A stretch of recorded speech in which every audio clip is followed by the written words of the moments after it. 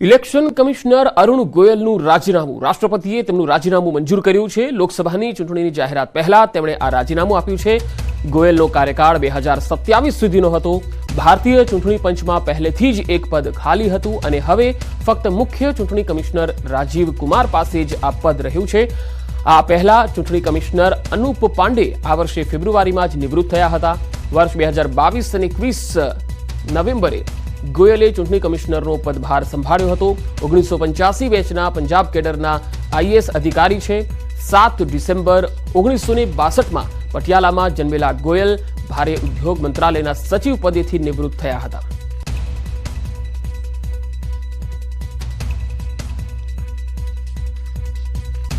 ચૂંટણી પહેલા કોંગ્રેસ અને આપ બાદ બીટીપીમાં ભંગાણ થયું છે। દાહોદ બીટીપી આગેવાન મનસુખ કટારાનું રાજીનામું। લોકસભાની ચૂંટણી પહેલા દાહોદ બીટીપીને ઝટકો લાગ્યો છે। બીટીપી જિલ્લા યુવા મોરચાના પ્રમુખે રાજીનામું આપ્યું। મનસુખ ભીલ કટારા અગાઉ લડી ચૂક્યા છે ચૂંટણી। અગાઉ 2022માં ઝાલોદમાં બીટીપીના હતા ઉમેદવાર। પક્ષમાં આદિવાસી સમાજના હિતમાં કામ ન થતું હોવાનો તેમણે દાવો કર્યો। તો ચૂંટણી પહેલા કોંગ્રેસ અને આપ બાદ હવે બીટીપી પણ ભંગાણ તરફ જઈ રહી છે। દાહોદ બીટીપી આગેવાન મનસુખ કટારાએ રાજીનામું આપી દીધું છે। તેમણે દાવો કર્યો છે કે પક્ષમાં આદિવાસી સમાજનું હિતનું કોઈ કામ થઈ રહ્યું નથી।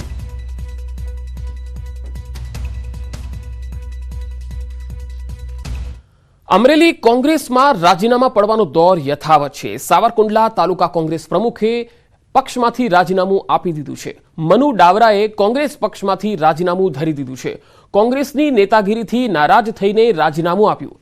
અયોધ્યા રામ જન્મભૂમિ મંદિરની પ્રાણ પ્રતિષ્ઠા મુદ્દે કોંગ્રેસના સ્ટેન્ડથી નારાજગી જોવા મળી।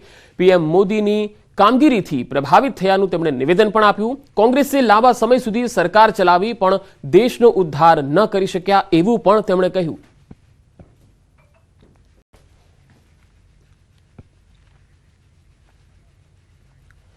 લોકસભાની ચૂંટણી પૂર્વે કોંગ્રેસને અલવિદા કરી ઘણા નેતાઓ ભાજપમાં જોડાઈ રહ્યા છે। ત્યારે પાટણ કોંગ્રેસમાં કોંગ્રેસ તૂટવાનો સિલસિલો યથાવત જોવા મળે છે। પાટણમાં 200થી વધુ કોંગ્રેસના કાર્યકર્તાઓએ ભાજપનો ખેસ પહેરી કેસરિયા કર્યા।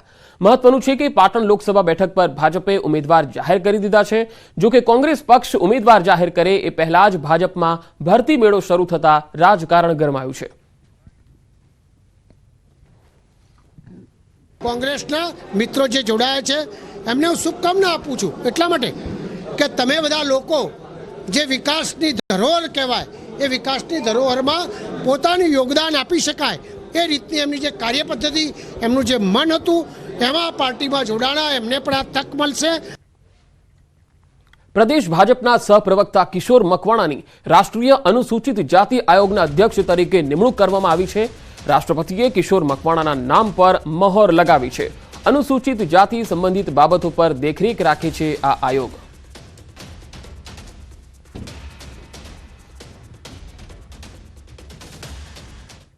બનાસકાંઠામાં લોકસભાની ટક્કર મજબૂત થઈ શકે છે। ભાજપે ઉમેદવાર જાહેર કર્યો છે તો ખેડૂતો અપક્ષ ઉમેદવારી નોંધાવવાની તૈયારીમાં છે।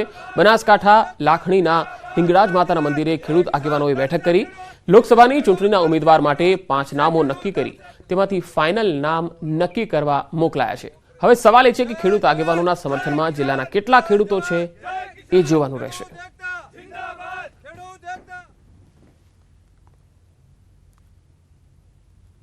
બનાસકાંઠાની લોકસભાની ચૂંટણી ખેડૂતો ફાઇનલ લડવાના છે અને મજબૂતાઈથી લડવાના છે, જીતવાની ખાતર લડવાના છે અને 100% આનું પરિણામ લેવા માટે લડવાના છે। અત્યારે અમે 4 થી 5 જેટલા નામ અહીંયાથી રાષ્ટ્રીય નેતૃત્વને મોકલ્યા છે। જે અમારું રાષ્ટ્રીય નેતૃત્વ ખેડૂત સંગઠનોનું છે ચર્ચા વિચારણા કરી અને ટૂંક સમયની અંદર આની જાહેરાત કરશે અને રાષ્ટ્રીય નેતૃત્વ જે નામ જાહેર કરશે એ અમે બધા સાથે મળી અને મજબૂતાઈથી બનાસકાંઠાની લોકસભા લડશું અને જીતશું। રાહુલ ગાંધીની ભારત જોડો ન્યાય યાત્રાનો આજે છેલ્લો દિવસ। આજે માંડવીથી યાત્રા બારડોલી પહોંચશે જ્યાં પરંપરાગત નૃત્ય કરી સ્વાગત કરાશે। રાહુલ ગાંધી સરદાર વલ્લભભાઈ પટેલની જન્મભૂમિની મુલાકાત લેશે, સાથે જ સ્વરાજ આશ્રમની પણ મુલાકાત લેશે।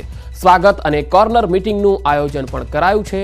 યાત્રા બારડોલીથી બાજીપુરાથી વ્યારા પહોંચશે અને ત્યાં પણ કોર્નર બેઠક યોજાશે। આ યાત્રા દરમિયાન મહિલાઓ, યુવાઓ તેમજ ખેડૂતો વિવિધ પ્રશ્નોની રજૂઆત કરશે. સોનગઢમાં યાત્રાને મહારાષ્ટ્ર કોંગ્રેસ સમિતિ ફ્લેગ આપશે અને નવાપુરાથી મહારાષ્ટ્રમાં પ્રવેશ કરશે.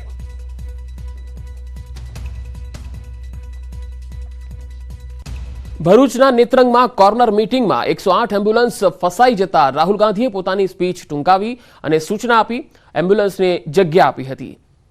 ચાલુ સભામાં એમ્બ્યુલન્સને રાહુલ ગાંધીએ રસ્તો આપ્યો હતો. ભરૂચના નેત્રંગમાં કોર્નર મીટિંગમાં 108 એમ્બ્યુલન્સ ફસાઈ હતી ત્યારે રાહુલ ગાંધીએ અહીંયા પોતાની સ્પીચ ટૂંકાવી અને આ એમ્બ્યુલન્સને જવા દેવા માટેની સૂચના આપી હતી અને એમ્બ્યુલન્સને જગ્યા આપી હતી.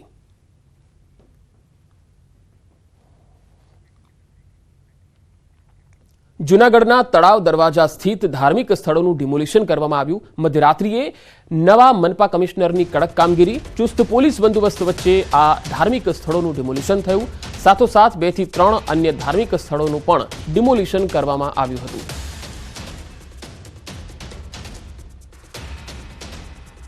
ચુસ્ત પોલીસ બંદોબસ્ત વચ્ચે મનપાની કડક કાર્યવાહી. તળાવ દરવાજા સ્થિત જે ગેરકાયદે બાંધકામો હતા અને ધાર્મિક સ્થળો અહીંયા આગળ બાંધી દેવામાં આવ્યા હતા તેનું ડિમોલિશન કરવામાં આવ્યું હતું. મધ્યરાત્રિએ આ ડિમોલિશનની કાર્યવાહી હાથ ધરવામાં આવી હતી. જુનાગઢ શહેરમાં ગઈકાલે મોડી રાત્રે મનપા દ્વારા છે તે ડિમોલિશનની કાર્યવાહી. આપણે જેવું દ્રશ્યો બતાવી રહ્યું છે મજેવડી ગેટના દ્રશ્યો છે.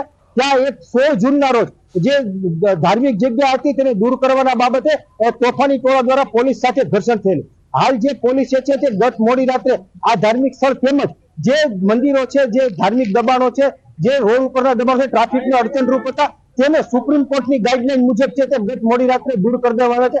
હાલ જે છે તે જુનાગઢની અંદર છે તે ચુસ્ત પોલીસ બંદોબસ્ત ગોઠવી દેવામાં આવ્યો છે અને ખાસ કરીને કોઈ અનિચ્છનીય બનાવ ન બને તે માટે છે તે પોલીસ એસઆરપી સહિતનો તમામ બંદોબસ્ત છે તે હાલ ગોઠવી દેવામાં આવ્યો છે. અતુલ વ્યાસ, ન્યૂઝ 18 ગુજરાતી, જુનાગઢ. આગળ વધુ સમાચારો પર નજર કરીશું. હાલ રોકાઈશું એક બ્રેક માટે.